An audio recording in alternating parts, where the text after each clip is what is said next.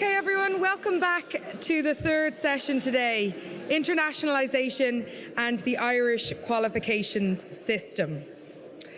I'd like to introduce Barbara Brittingham, President Emerita, New England Commission of Higher Education. Barbara is a long-standing QQI board member since the establishment of QQI, and she is coming to the end of her final term. Now, I'm told by the QQI executive that her wisdom and expertise and calm disposition will be badly missed.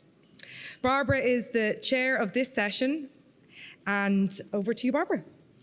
Thank you very much, and it's wonderful to be here with everyone, including, I think, the people back there who are halfway to Scotland, if I am saying correctly. So it's wonderful to be with you all. We have a very wonderful collection of speakers today, and I want to introduce them briefly, and then they're going to speak in this order for 10 minutes each, and we should have time for questions afterwards, and I've been keeping an eye on your questions, and they're wonderful, so keep them coming. So our first speaker will be Lissa Crum, who is the Director of Membership Quality and Enhancement at the QAA in the United Kingdom, and she is also the chair of the QAA Academic Integrity Unit. She's going to talk about the importance and benefit of working with QQI because the two agencies have an MOU together. And she's also going to talk about the overseas provision and the risks associated with that. Our second speaker is going to be Goran Dukovic, who is the reviews manager of ENQA, the European Association of Quality Assurance. And he's going to be bringing us an overview of European trends on quality assurance activities by agencies, which are a reflection and in a cycle with the activities of institutions of higher education. Our third speaker is going to be Ian McKenna, who is the Principal Officer of the International Cooperation Unit of the Department of Further and Higher Education, Research, Innovation, and Science. That's quite a title. And he's going to be talking about emerging themes and emphases, including a reorientation toward research and innovation with an international aspect, whereas the previous focus has been more on undergraduate education and recruitment. So we'll be fascinated to hear about that. And our fourth speaker, I'm not going to say final, our fourth speaker is Dr. Jim Murray, who is Director of the Development Director of QQI, and he's going to be talking about the full suite of the QQI international engagements across the functions of qualifications, recognition, and quality assurance. So thank you all for being here, and we'll take it away. Thank you. Thanks very much, Barbara, for that introduction. And I'm really pleased to be here today, so thanks very much for the invitation. Those of you who looked at the programme earlier may have been looking forward to hearing from our Chief Executive, Vicky Stott, and she's very sorry that she's not able to be with you, and I'm very sorry that I'm not Vicky, but nonetheless, I'm very glad that I was able to join you. And a very happy 10th anniversary to our partner agency, QQI. It's really good to be here. We're part of a globally connected world. Our students are going to go out into the wild and do all the wonderful things they do there in a very, very diverse and a globally connected environment. And that's why it's such a great topic to have and to have this opportunity to talk about that. But what do we understand by internationalisation? We were talking in the last session about the usefulness or the value of thinking about modes or thinking about a definition of terms. So, what are the things that we think about when we think of internationalisation? And I just wanted to share with you this photograph of a painter and decorator's van that I spotted. And this was what internationalisation meant to that particular small business. So they're offering to conduct their services in New York, Paris, Madrid, but mostly the Glasgow area, which I think was an interesting choice. So the mix of internationalisation is likely to be different for different institutions, but often in a higher education setting, it's some kind of combination of these things. It's about thinking about an international experience for all of your current students. It might be quite a lot about recruiting students from outside Ireland.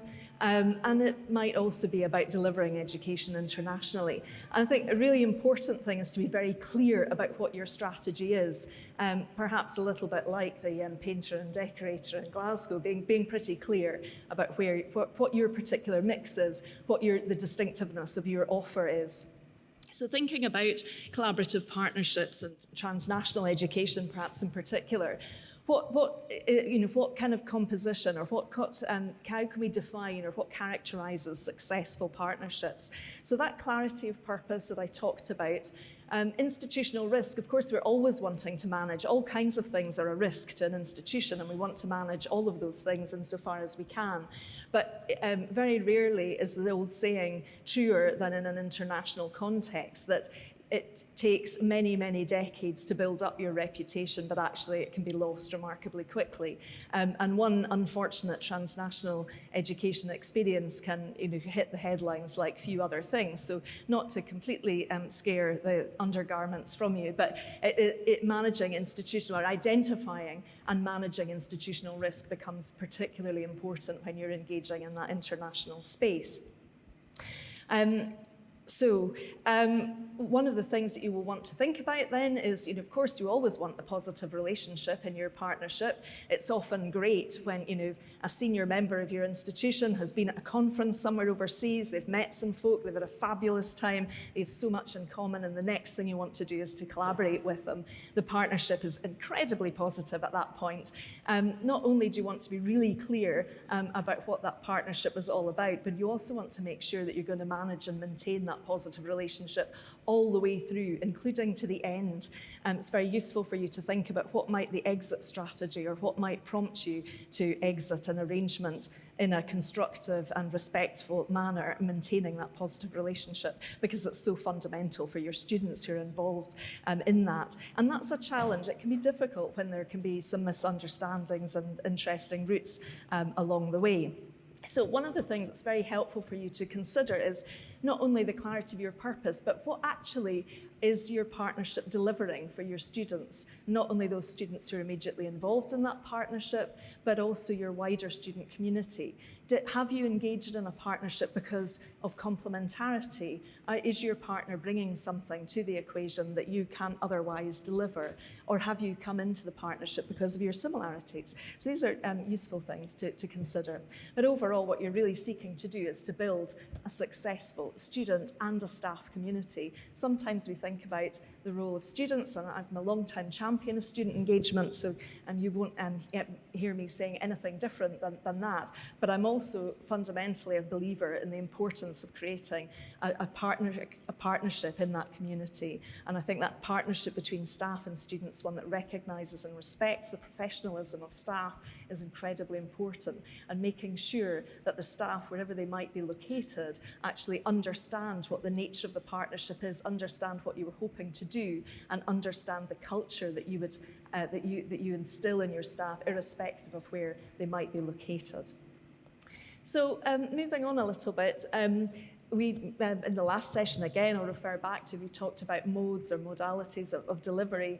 If you're thinking about engaging particularly internationally, and then you'll want to think about the mode. What will that look like? Will it involve your staff in a sort of flying faculty model? Will they physically be going overseas to visit institutions? That in the before times was quite a common and fairly well respected model, particularly a lot of positive comments coming through our experience of collaborative activity or transnational education. A lot of positive comments were adhered to the flying faculty model, at great benefits in staff being able to mix together for all of the reasons I was just talking about. But of course, we now need to also think about the sustainability of that. We think about the environmental sustainability and the costs of doing that. And again, drawing on some of the lessons of the last session, can we think about the ways in which technology can help to attract the benefits that we used to get from being physically in the same space together, but actually perhaps in a more constant way through that use of technology.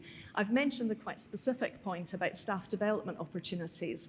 We are often in these sessions very laid forward around thinking about quality assurance and the importance of securing academic standards, and I'll come on to say something about that shortly.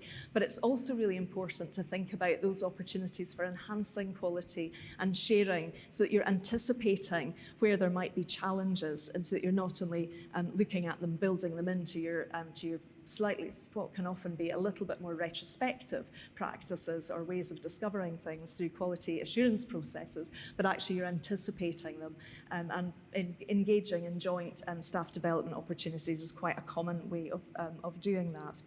and creating that understanding. I promised I'd say something about academic standards. I will do.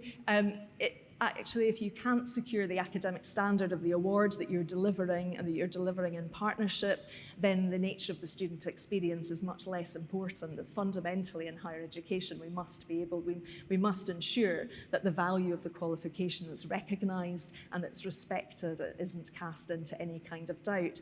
And as soon as you begin to deliver a qualification in partnership, there are a number of really important things that you need to make sure you're doing. The clarity of responsibility is to be fundamentally important. Whose responsibility is it? Is it yours? Is it the responsibility of your partner? Where's the handshake between those two sets of responsibilities? We need to think about different marking traditions, for example. You might need to think about the ways in which you're going to incorporate a portion of learning that's been undertaken by students elsewhere into the overall award. How will that slot in together? What will the impact of that be on the overall, what we would think of as a classification of the overall grade for the student outcome?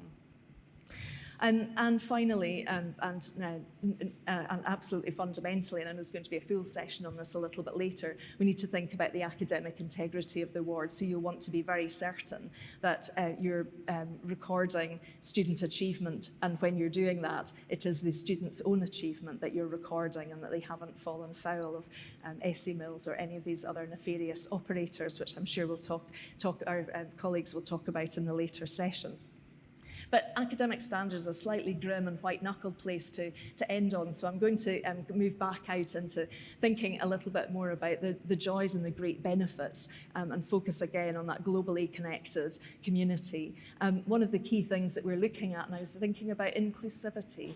And that involves respecting our differences and our diversities and learning from them. We're all the greater when we have included all of the people who might be in the room, making sure that actually the room doesn't have hidden barriers that we don't think of, those of us who are fortunate enough to have privilege in that kind of space. So it's important to recognise where the barriers to including students and indeed staff into particular partnership arrangements, where might those barriers be and how can you break them down to make sure that we are being inclusive, because that's certainly the community that our students, when they do go out and do all of the exciting things they do as graduates, and that's the world they're going to be moving into.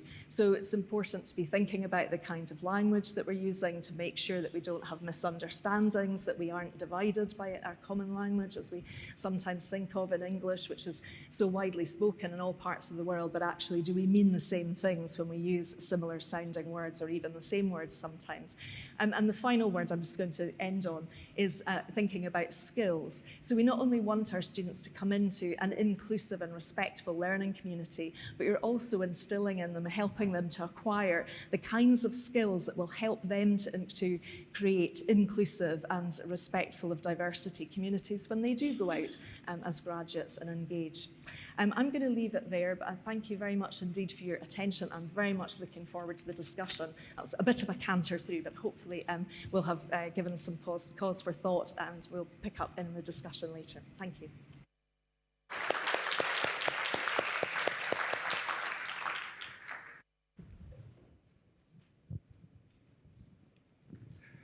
Good afternoon, everyone.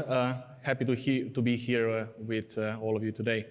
I'll be talking about the diversification of external quality assurance in the European higher education area.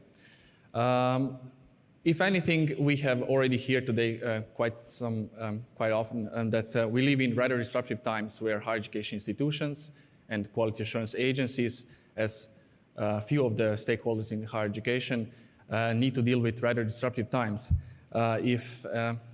If anything, it started all with COVID-19, energy crisis, social elements related to the Ukraine-Russia war, and so on. And I would like to actually explore with you today this possibly changing relationship between quality assurance agencies' work and higher education institutions, and how they together manage these disruptive changes.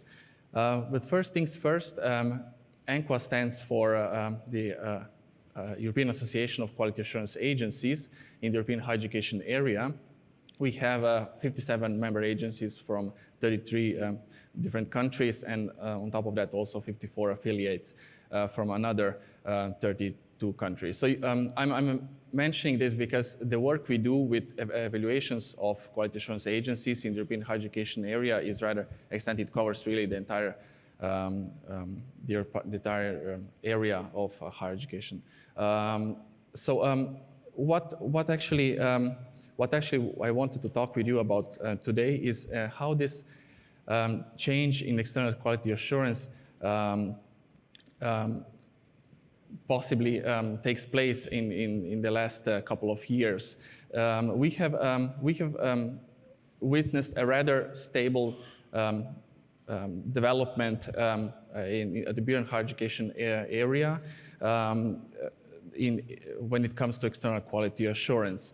In the last 3 decades, the external quality assurance has been developing at varying paces, but in 2 main groups, if you wish.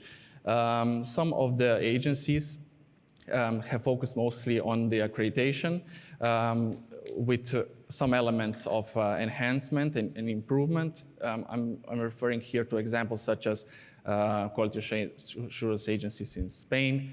Polish cases falls in the same group.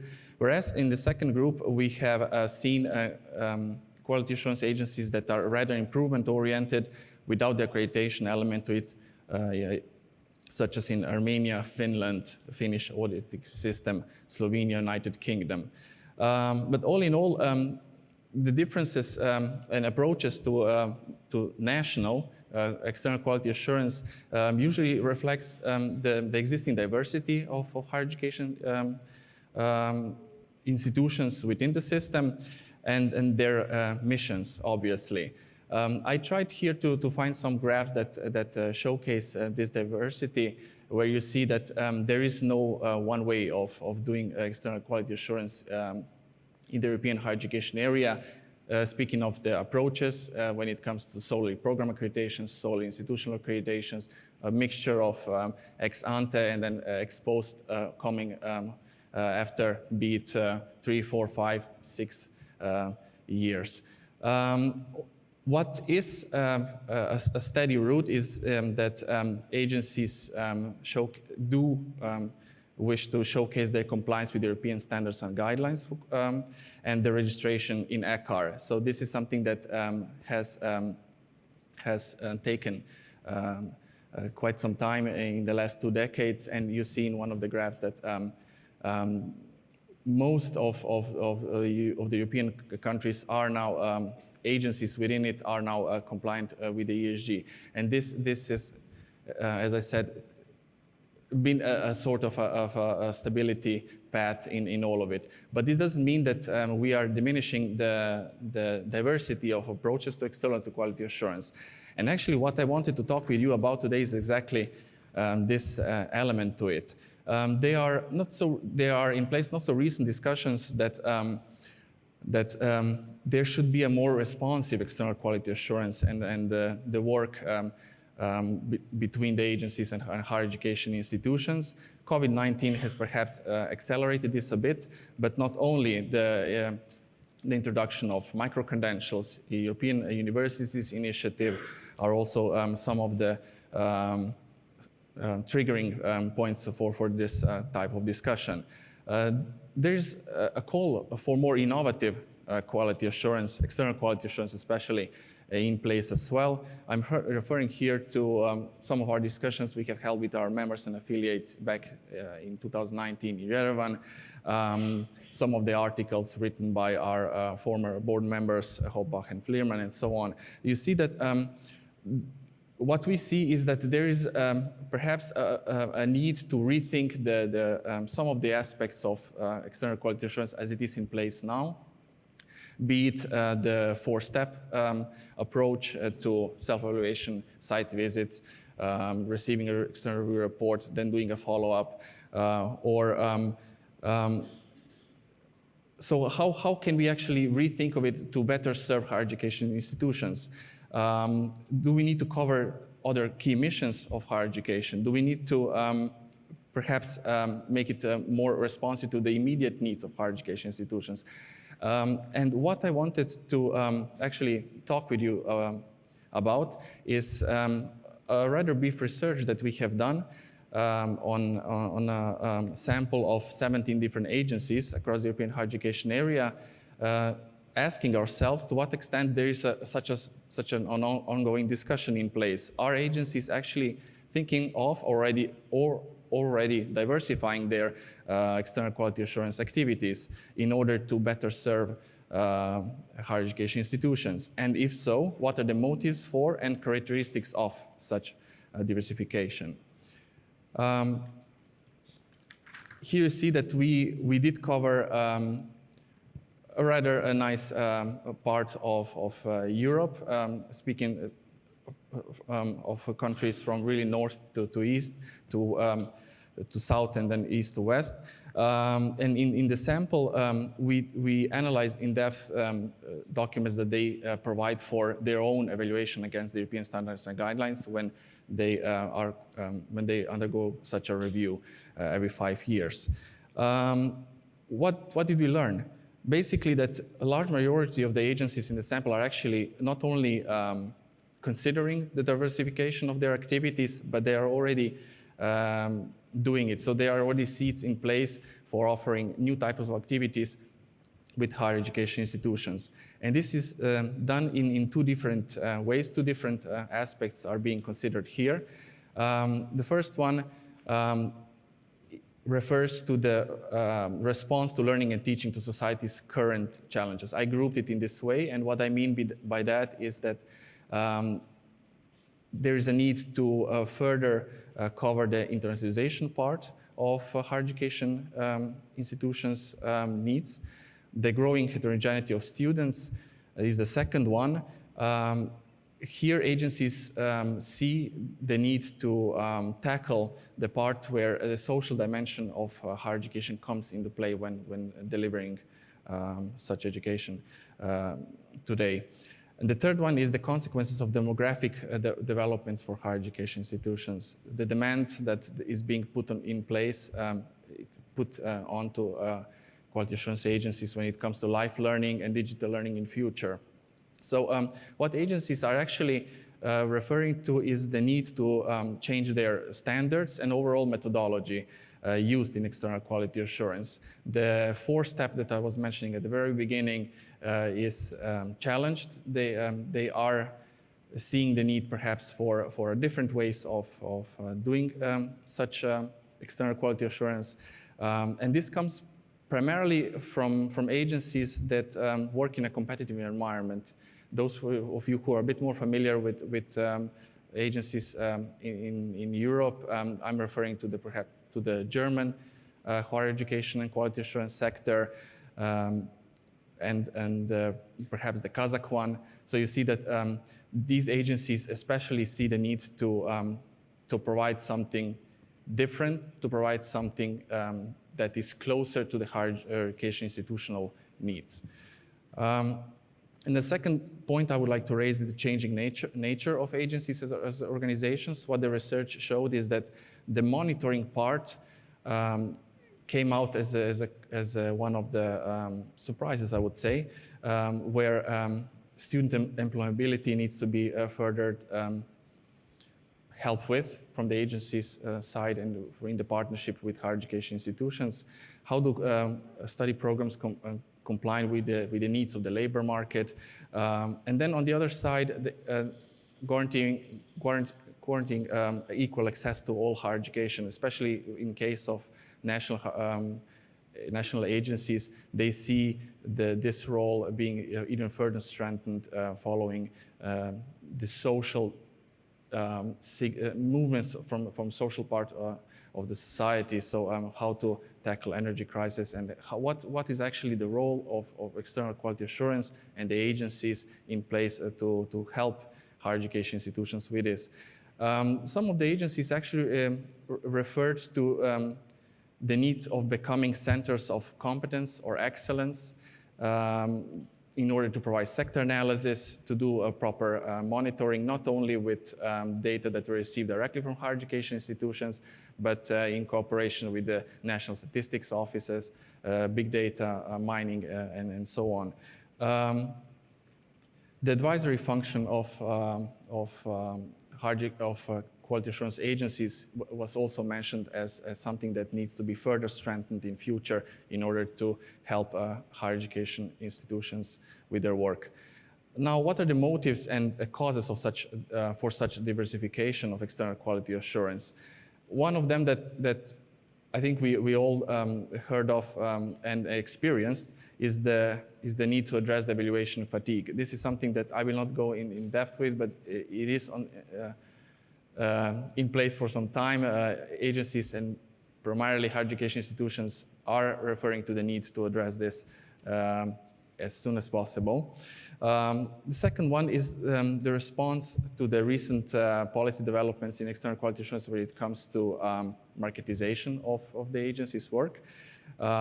Again, here mostly referring to the German case where agencies are enabled, higher education institutions are enabled actually to choose what agency to work with, what agency suits their needs best, but it needs to be obviously registered in ECHAR. With this, agencies started to develop alternative procedures, rethink of actually how to get closer to the higher education institutions' needs. The third point here that I would like to raise is exploring new dimensions of external quality assurance, social dimension of higher education, how procedures of agencies help universities with that.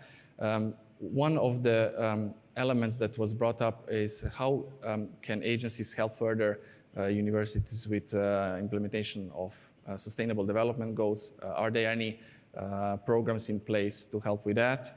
Are actually the agencies the first ones to lay the first stone to serve as a model in reaching the goals for sustainable development? I already also mentioned the relevance of big data and management of such data, automatization of information flows, and all of this, how does it fit current activities of agencies and their interaction with higher education institutions? Is there a need even for regular cyclical work with higher education institutions when the up-to-date data can be retrieved from different systems on a timely basis? There are some examples of such possible rethinking by our Norwegian colleagues. When it comes to putting a theme on external quality assurance, I can provide examples of our Swedish colleagues. Croats are also thinking of that. Or when thinking of using different sources for external quality assurance, apart from the reports provided by higher education institutions. I can think of Slovakian recent case where they're really working hand in hand actually directly with students to see what works and what needs further support. To conclude, I tried to list a couple of drivers for such a diversification. One of them perhaps being even an element for hindering such development is the European Quality Assurance Framework. There is a discussion whether the existing European standard and guidelines actually help or do not help for such diversification. I can say that the way the ESGs were developed are actually to support the diversity, and this can be seen from the current level and stage of development of external quality assurance throughout Europe. So in this sense, here I'm referring more to the national framework that locks the agency in providing what the framework, what the higher education system wants from such a body in place, rather than the European level documents that agencies also comply with. We touched upon the maturity of external quality assurance and the need to fight it, to develop some rather competitive approaches to such activities of the agency. I try to also think of other developments such as micro-credentials, different paths in higher education, lifelong learning, and I think, and I listed them as the fourth driver behind all of these observed changes. But obviously, this would need further research from our side, actually taking into account all of the agencies in the European higher education area to really see what's going on there. What are these developments that possibly motivate agencies for further diversification of their activities. All in all, I just listed here two questions, or a question and a sub-question on when are the conditions right for such innovation or for such rethinking of external quality assurance, and when is it actually being beneficial rather than disruptive. Are COVID-19 times such an opportunity? Are all other elements that we heard about today in the morning such an opportunity to actually further support the cooperation for further engagement of higher education institutions? This is on the table to discuss. Thank you.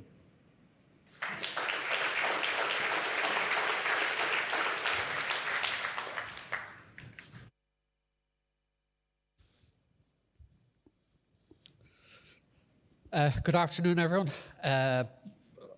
You'll be glad to know I don't have a PowerPoint. I had 50 slides ready with lovely drop-in letters and stuff like that, but for some reason, I wasn't able to condense them down to an appropriate amount.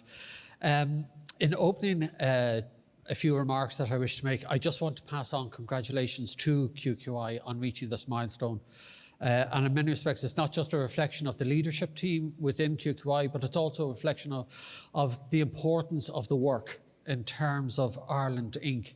and what its mission is and how it fits in with this broader agenda that we have in terms of internationalisation and what that actually means. I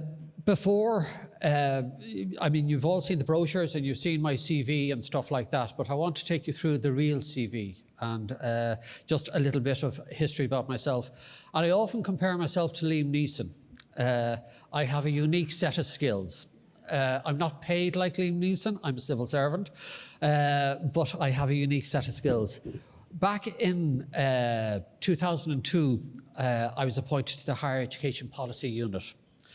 And suddenly, you know, becoming familiar with a lot of terms that were floating around the place. The Bologna process, what actually was that? To the point that I actually ended up chairing the Bologna process during the Irish presidency back in 2004. But then we started seeing instruments emerging like Europass and the diploma supplement. And then, for some reason or other, Seamus Purcell, who is the CEO of HETAC, he thought that I'd be a useful asset to HETAC, and he invited me to spend some time with them. And during that time, you know, again, instruments like joint awards, mobility instruments, comparability of QA systems, the European Qualifications framework, all of this started to emerge as part of the lexicon within higher education. HETAC was then merging, and I ended up back in the department for a year or so before I saw an opportunity of heading out as director of St. Nicholas Montessori College, which is a small early years teacher training college located out in Dunleary. And at that stage, QQI was getting off the ground. I'm sure with a lot of HECA members, but with everybody, we recall the green and white papers that were flooding around the place, you know, and how the consultation, they were looking for our involvement and stuff like that. And while it was demanding, it was important that we were getting our voices heard and our voices reflected within the emerging policies. I was also deeply involved with HECA as it developed its learner protection system, and the importance of that in affording comfort to students and particularly within the private higher education colleges system, when we were looking to develop and take ownership of a particular responsibility that was there. I then ended up back in the Department of Education and Skills, and I was assigned to the International unit. And I had particular responsibility for North-South matters, in particular the collaboration between institutions North and South, but also this other thing called Brexit. Did you ever hear of that, Alison? Brexit. Anyway, Brexit was coming down the tracks. And one of the key elements that we're anxious to protect, on occasions, perhaps, behind closed doors, but that close relationship that we have with the UK. And when you look at issues like the common travel area and what that means for mobility of students and academic staff, but also professional qualifications. Again, this international dimension was coming back. And now I'm in DFERS, we even stumble over it. I've been with the Minister on a number of occasions, and he refers to himself as the Minister for Talent. And I think that that's just encapsulates everything that he's trying to cover within that. And I'm heading up the international function there within DFERS, and it's important that we have sight of the wider picture that's around international education. So we are now in the process of developing the next iteration of the international strategy. And we had a consultation earlier on in the year, and we have gathered at this stage now, there's been about 57, 58 responses that have come back to us. And we're now looking through and identifying some of the core themes that are coming through the impact of that consultation.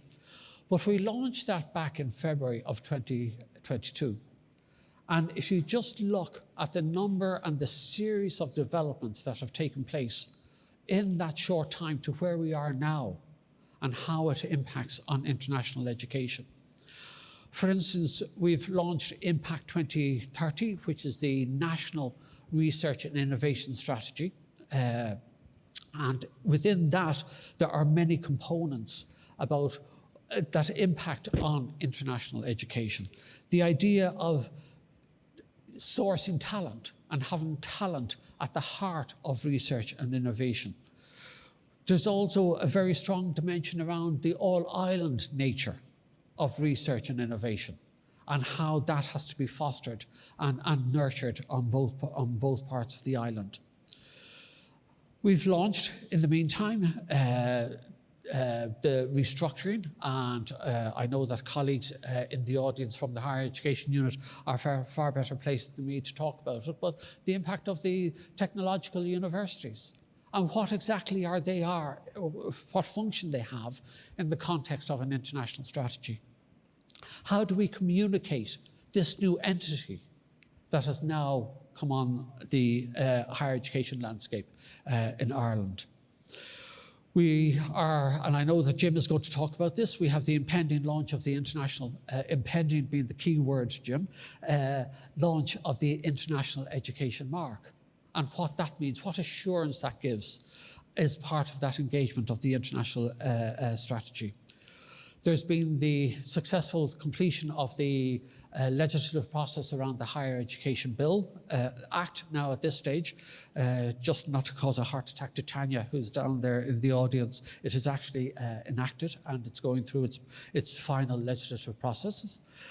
And then in the midst of all of that, we've had the invasion of Ukraine and the impact that that has caused across the system. And in particular, I just want to record particular thanks to Jim and to Andrina for the very strong role that they have played in developing Ireland's response to the Ukraine invasion. And it has caused us to look at the portability, the international context of qualifications, for example, and how also do we adjust, how that coincided with other crises that were already within the education landscape. And you think in particular of accommodation and the impact on student accommodation, and how that has further crystallized the need for core actions in all of these areas. But in the midst of all of that, having come through COVID as well, it's almost like we have forgotten about it, but its impact is still there. And we're gradually now seeing the resumption at a different model. Where we're talking earlier on, and certainly in the previous discussions, they were talking about the various modalities in terms of delivering education. And we're now seeing how this fits within international education overall. We have seen, for instance, that Australia and New Zealand have launched new strategies just there quite recently. And for instance, some of the themes that were coming through in the Australian strategy, which reflects some of the shifting geopolitical landscape, they were wondering whether they had put too many eggs in the basket of China and India. Are they relying too much on the whole idea that students have to land on our shores for them to be international students? So again, these issues have opened as part of the discussion and the issues that we're reflecting on.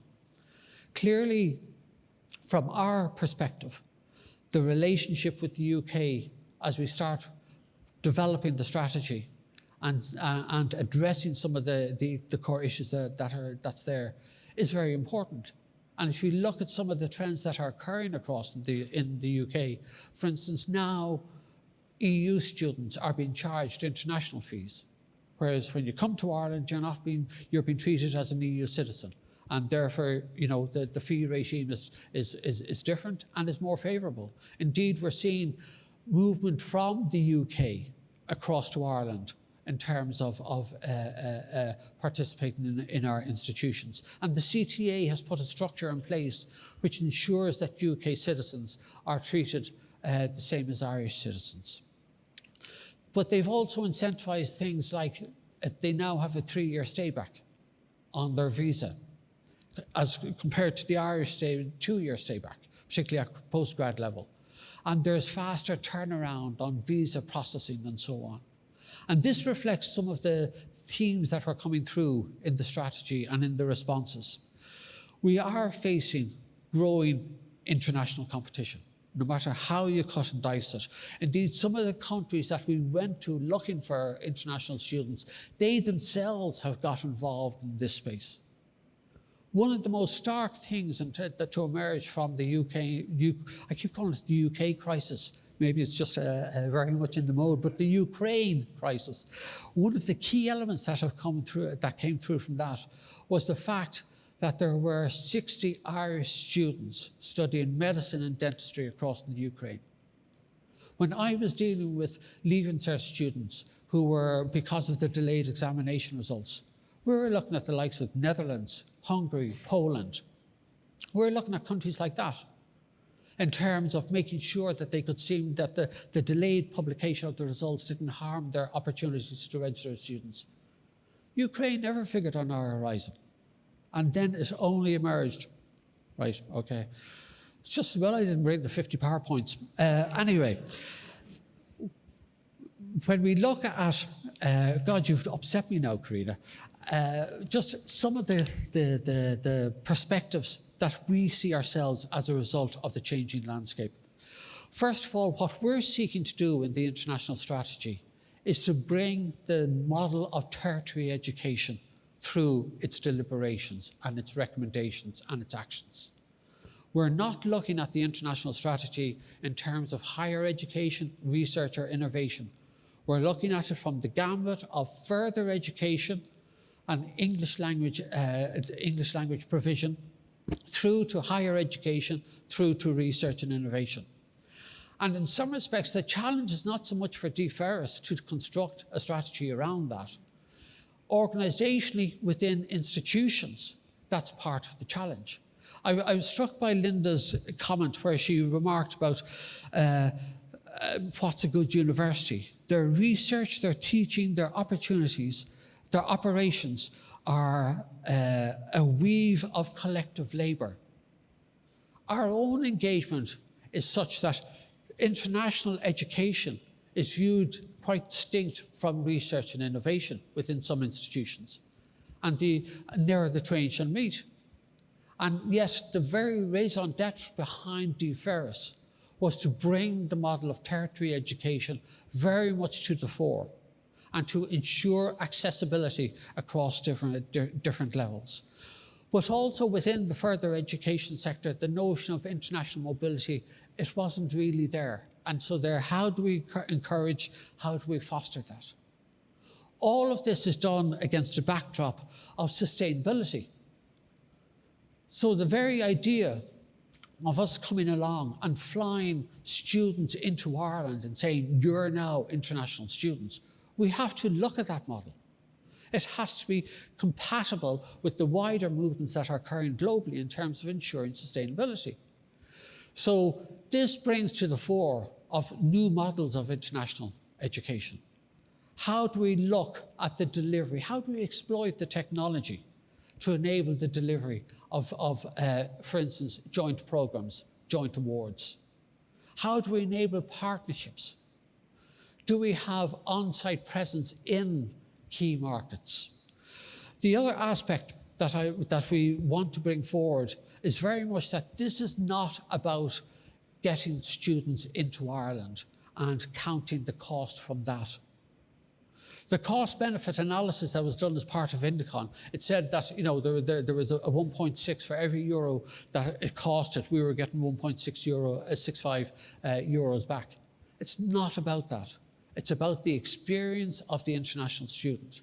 Because at the end of the day, with the likes of social media, with the likes of other channels that are there, Ireland's reputation could be ruined in a second by a bad experience. And this is where our dependency, our partnership with QQI very much comes to the fore, in that framework of quality assurance is built to assure all stakeholders, not just international stakeholders, that coming to Ireland is well worth it for an educational experience. All of us here in this room, we're all ambassadors for Ireland. Whether you're international or whether you're national, it doesn't matter. You're ambassadors. The experience that you have, the experience that you sell, is part of what we're trying to achieve. We mightn't all be gifted like colleagues in Department of Foreign Affairs, where they're able to stack the Ferrero Rocher and it looks perfect for the ambassadors. But we have the skills to sell what Irish education is about. And that's tertiary education. And the experience that it offers to any person coming through the system has to be to the fore of everything else. I cut out, for the point of brevity, I'm getting the evil eye now from Karina, I cut out for the point of brevity that clearly the strategy has to be a whole of government. We have to link justice, foreign affairs, employment, trade and enterprise, along with ourselves and education, into this discussion. And make sure that we're all singing off the same hymn sheet, so there's a whole of government approach to the strategy. I'll leave it there. Karina, is that okay? You're not going to shoot me? So I'll just leave it there, and obviously if there are any questions coming through, I'm more than delighted to take them. Thank you very much.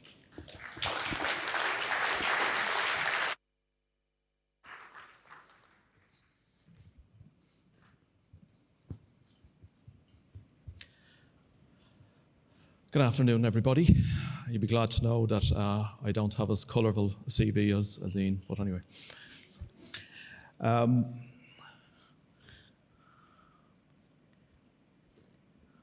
Is this working? Nope.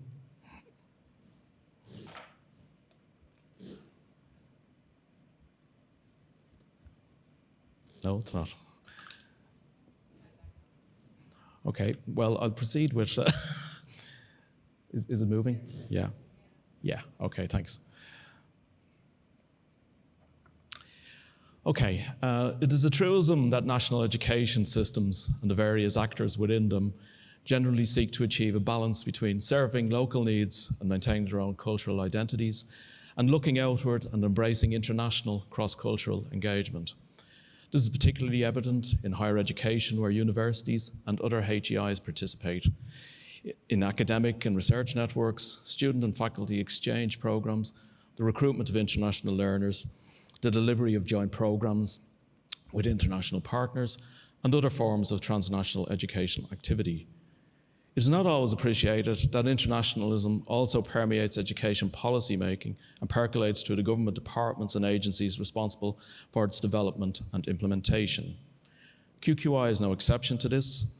The 10th anniversary of the organisation is a timely opportunity to reflect and take stock of its international engagement and to consider its future trajectory. The importance of the international dimension to QQI's work was recognised in the legislation that established the agency in 2012. QQI's statutory functions include a requirement to cooperate with international bodies on qualifications and quality assurance policies and their implementation. QQI is also obliged to inform itself of practices outside the state in respect of matters relevant to its statutory functions. On foot of these functions, QQI has a long-established network of connections in Europe and further afield, and a strong expertise and policy related to its core functions. These are valued by national and international stakeholders alike.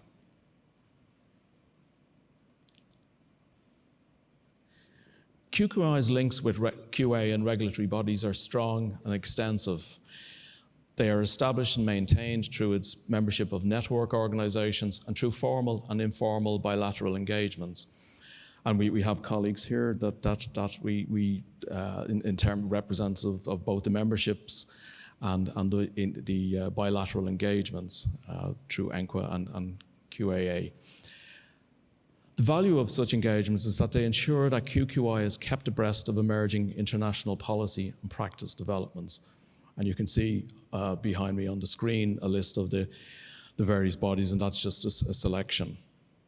I suppose the key thing here is that the influence of global thinking and international exemplars on current policy and practice areas is self-evident and necessary, and includes a number of policy and practice areas that are being featured in this conference throughout the 2 days, or are the subject of intense local interest.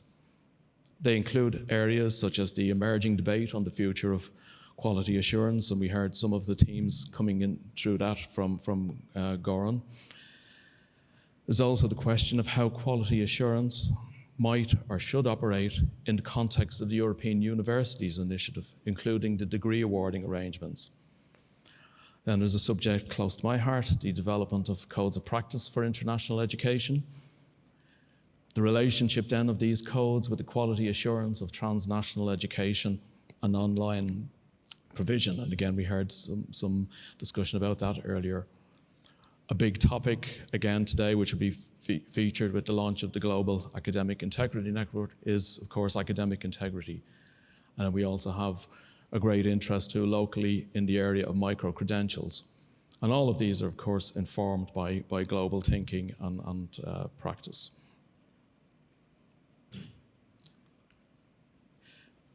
Mention of micro-credentials and QQI's interest in international practice in this area reminds us that QQI is the National Qualifications Authority, as well as being the National Quality Assurance Agency for Tertiary Education.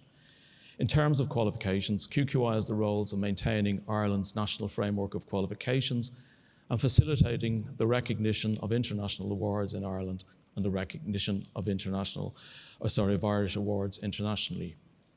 Like its engagements on quality assurance, these two have a very pronounced international dimension.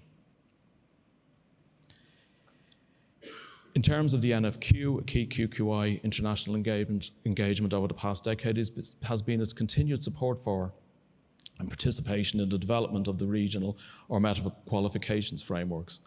These, of course, are supranational processes that encourage and strengthen the level-to-level articulation of national qualification systems or national frameworks. Europe has led the way with two well-established regional qualifications frameworks which share the aim of supporting lifelong learning and skills mobility by improving the transparency, comparability and portability of qualifications. And Ian, of course, has alluded to the fact that these instruments are still there and still operating, and we need to continue to make use of them. The two European frameworks are, of course, the Framework for Qualifications of the European Higher Education Area and the European Qualifications Framework for Lifelong Learning. Work on the maintenance and practical application of these regional frameworks is ongoing, and QQI remains an active player in this work at the European level. For example, QQI is the designated national contact point for the EQF and represents Ireland on the EQF advisory group, which guides and monitors implementation of the revised EQF recommendation of 2017. How this works through on the ground in Ireland was evident relatively recently in 2020 when, under the aegis of QQI, Ireland re-referenced and self-certified the compatibility of the Irish NFQ to the European frameworks.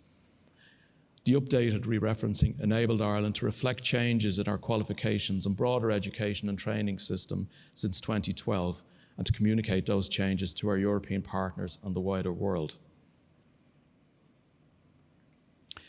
Very much linked to this work on the NFQ and regional frameworks is QQI's role in relation to the recognition of international qualifications in Ireland.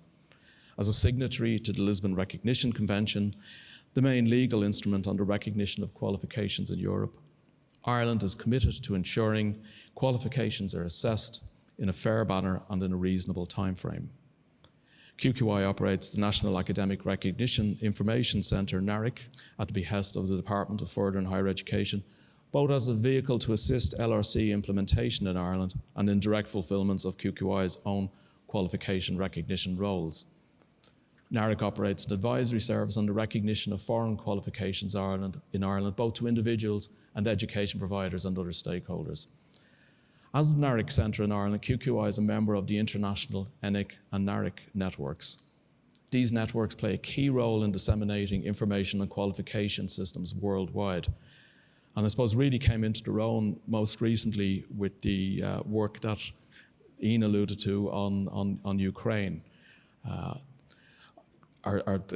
team in NARIC Ireland, led by Andrina Wafer, they actually were able to draw on their links in the NARIC networks and the informed international practice in this arena to produce a very important and valuable rough guide to Ukrainian qualifications to help the Irish system understand the qualifications possessed by displaced Ukrainian citizens. This work also feeds through to the work of QQI as the host of the National Europass Centre. Europass is a suite of tools to improve mobility of learners and workers in Europe. The centre is responsible for promoting the tools in Ireland and also contributes to the network of European centres. As Pádraig Walsh, our CEO, indicated earlier, QQI is continually re-examining the manner in which it fulfills its international roles. In late 2021, the organisation established a new development directorate, which will place a strong focus on the international education dimension of QQI's work. Within the directorate, a new international education unit, headed by Mary Grennan, has been established to develop a coherent and strategic approach in the medium term to qualifications and QA matters pertaining to the education of international students in Ireland, and also in relation to Irish NFQ awards offered outside the state through transnational education and remote fully online provision.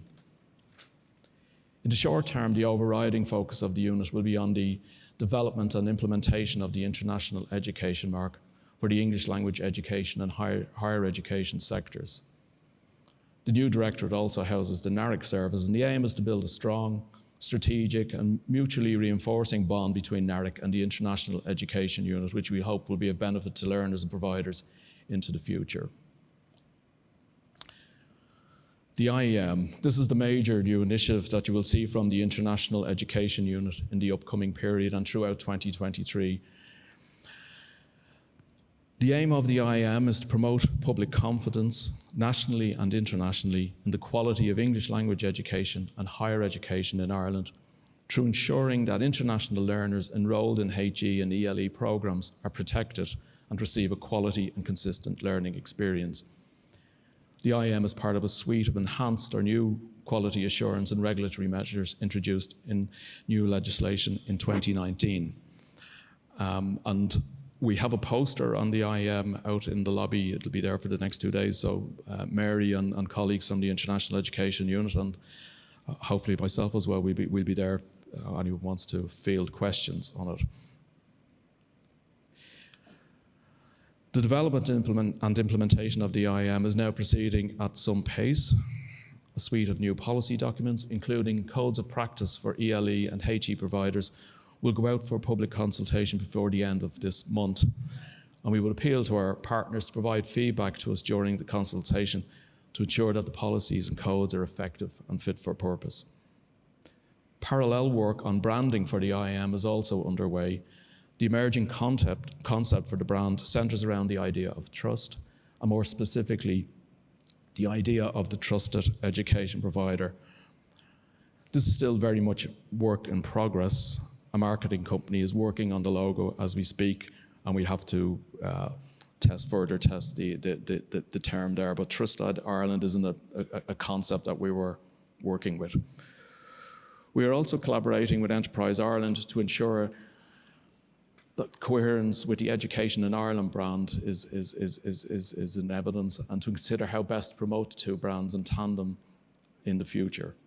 We'll be back to you to consult and provide more information on the IAM brand as the concept and design are further developed. All going well, we aim to open the IAM application portal for providers in late Q1 or early Q2 2023, and to authorise the use of the IAM by providers before the end of next year. In conclusion then, I would like to reiterate the fact that the international dimension of QQI's functions has been an integral part of their development over the past decade. As we move into a new era, which our national system of tertiary education is underpinned by a new international education, research, innovation strategy, and our international offering is in higher education and English language education is strengthened by a new quality assurance and regulatory tool. It is clear that the international dimension will continue to inform the policy and practice of QQI over the next 10 years, particularly given the very many great challenges we face that have been alluded to throughout the day. Thank you.